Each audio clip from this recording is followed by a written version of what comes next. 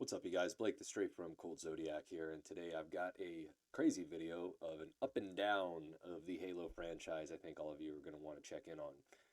First thing first is that we have the longtime Halo art director leaving Halo Studios after 15 years, and he says, no job is worth trading your health or values. What does that mean? Well, if we go into the deep dive of everything, his name's Glenn Israel. He's been there since Bungie, so he's not some new guy, not some college hire. He's been around. As of today, and after 17 long years, I am officially no longer contributing to the Halo universe, Israel wrote. There is little more I can say for the moment, though I do intend to share this particular story in its entirety when it's absolutely safe to do so next year. NDA's got signed. I'm sure he has some complaints about the new game, is what this is inferring. When it's absolutely safe to do so, implies that, right?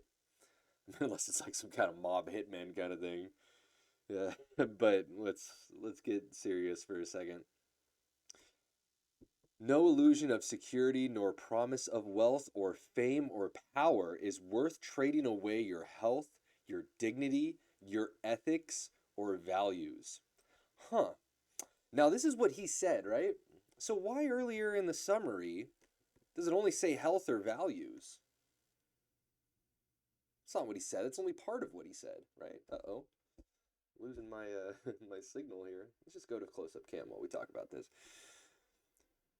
So they say that he's not going to give up his health or values in the headline here. And they decided to leave out dignity and ethics. This headline, they're talking about something, but he's hiding something at the same time. I think that dignity and ethics are a very, very important part of Israel's statement here. He goes on to say, he urges his peers to stay strong and find where you belong. Stay strong and find where you belong. Now, he can't talk about his issues in terms of why he separated from the company due to NDA, which means it probably has to do with the games that are getting released or the new game, whatever it may be. But why does he say so specifically dignity and ethics? Well, here's my take on it. Downsizing has happened at Microsoft. Microsoft is in tie with big tech in Silicon Valley. Now, if you're not around the Silicon Valley area or you never been through it recently, every major billboard, 90% of them right now, at least the last time I drove through, ads for AI. I believe that Halo Studios is probably going to go in the direction with using AI to generate either games or parts of the games, especially in the artistic side of things, which is why the art director, Glenn Israel, is leaving.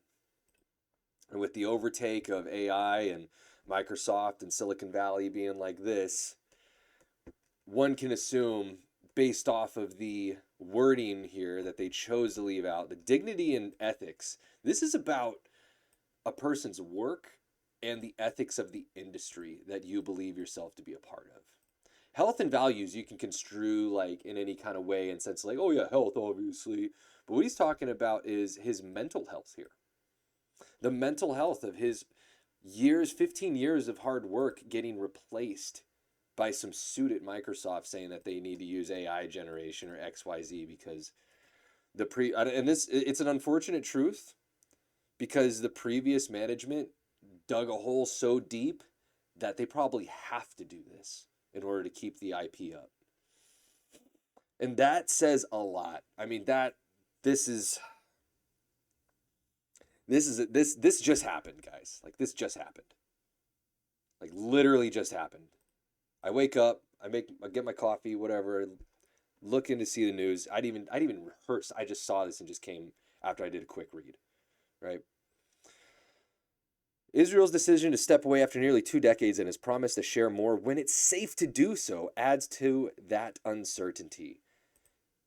hinting that there may be deeper issues behind the scenes at one of Xbox's most important studios. Xbox's most important studios. Guys, I think the era of Steam is here.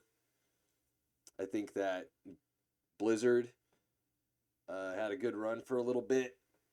Epic Games is up there too, but I think what we're seeing right now is the collapse of Xbox gaming. They just raised the prices for their Game Pass up to what I think like 30 a month. I mean, that's never good.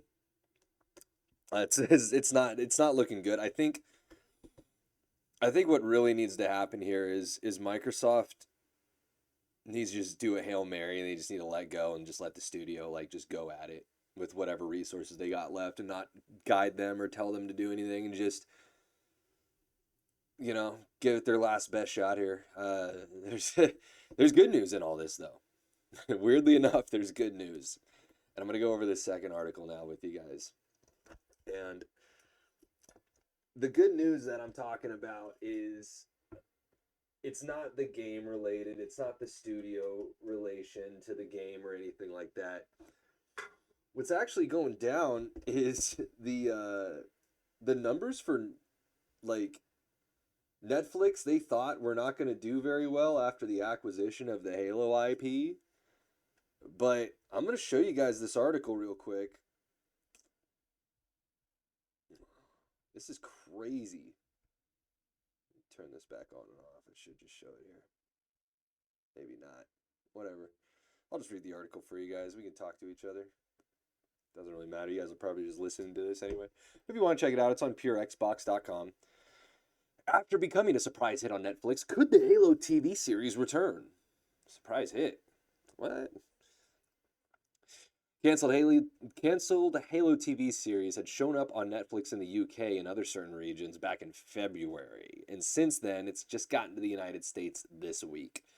Halo TV show has been sitting on fourth position when it comes to the top 10 TV shows in the US. So, like I've said, like there are millions and millions of people that love Halo and love the IP, and it's just Microsoft that's doing all these dumb decisions that are just tanking the series. Like, do you know how many people like startup game companies would kill to have an opportunity like this? To have this many people like invested in the IP? There's people that'll do some illegal things to get what you guys have, some very dangerous, illegal Epstein level things. But holy smokes, they're sitting at fourth position right now in top 10 shows in the US.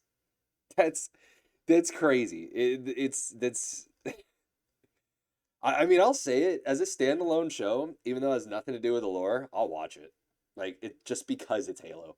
Like even if I don't enjoy it, I will just watch it for the sheer fact that I like Halo. So that kind of sucks because it lets people get away with bad like production. But damn, there was so much good things off of the show in the first season, like using the actual camo sounds and the gun sounds and all those things. Like there's ways to do this correctly, and I think they can pull it off with this kind of audience. They gotta know their audience, which I think is their biggest problem.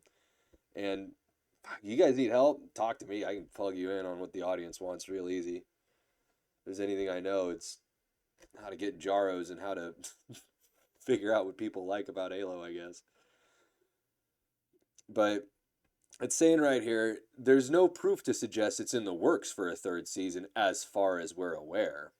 But it seems there's demand for it. And even here at Pure Xbox, 75% of voters told us back in February that they'd love to see a third season come to fruition. It's like they started a show with the intellectual property, even if it is like a fanfic come to life, people still want to see a resolution for the story. And there, you can still fanfic it, I guess, but damn, like use all the classic Halo stuff that all these people that are watching like. Use the sound effects. Bring in Jeff Steitzer as a character, who like imagine Jeff Steitzer getting saved by Chief, and like Chief just hits a fucking 7x, and they're like, Jeff just goes, that was a Kilimanjaro. Like, and he just, it's him, like,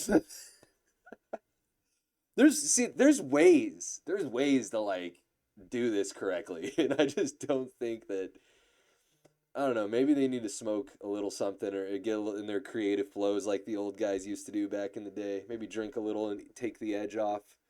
It's their last shot. Might as well have fun while doing it.